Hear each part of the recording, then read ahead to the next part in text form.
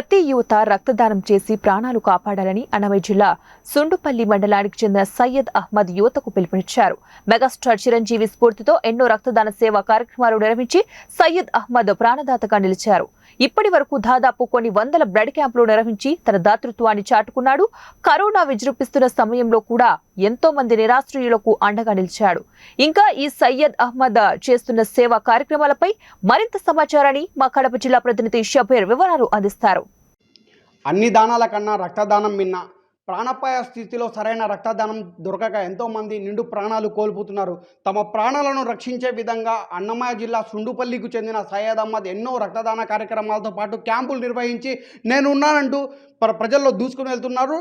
Lockdown సమయంలో కూడా ఎన్నో అన్నదాన కార్యక్రమాలు నిర్వహించి నిరుపేదలకు ఆశ్రయుగా నిర్వహిస్తున్నాడు.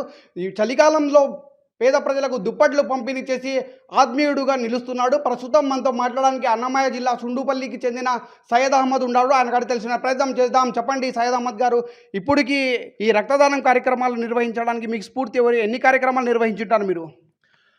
ముఖ్యంగా ఈ రక్తదాన శిబిరాలు ఏర్పాటు చేయడానికి, ఈ రక్తదాన ఉద్యమం ఏర్పాటు చేయడానికి ముఖ్యంగా కారణం మెగాస్టార్ చిరంజీవి గారు మరియు మా నాన్నగారు ఇచ్చిన ప్రోత్సాహమే. మరియు ఈ కార్యక్రమాలను గత 15 ఏళ్లుగా నేను నిర్విరామంగా చేయడం జరిగింది.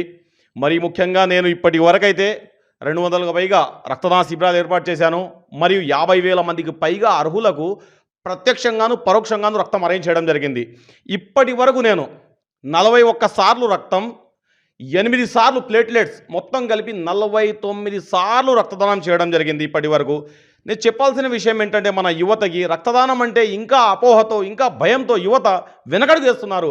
ఇప్పుడు ఇన్నిసార్లు రక్తదానం చేసిన నాకే ఎటువంటి రోగాలు రాలేదు, నాకేమీ కాలేదు, ఇంకా బలంగా ఉన్నా నేను. మరి అలాంటి యువత ఎందుకు ఇలాంటి అపోహలు ఏర్పాటు చేసుకుంటారు?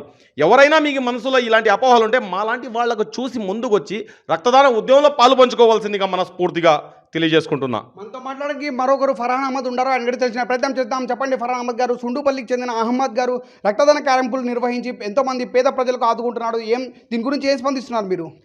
अस्सलाम वालेकुम रहमतुल्लाहि व बरकातुहू। अल्हम्दुलिल्लाह हमारे अन्नमయ్య डिस्ट्रिक्ट के तरफ से सैयद अहमद साहब अल्हम्दुलिल्लाह बहुत सारे ब्लड डोनेट कैंप करे हैं, बहुत ब्लड डोनेट करे हैं। मैं भी इनको देख को इंस्पिरेशन हुआ, मैं भी इनको देख को सीखा। जो भी मुझे ब्लड के बारे में मालूम नहीं था, उनके बारे में मैं पूछ को उनसे जानकारी लेता था।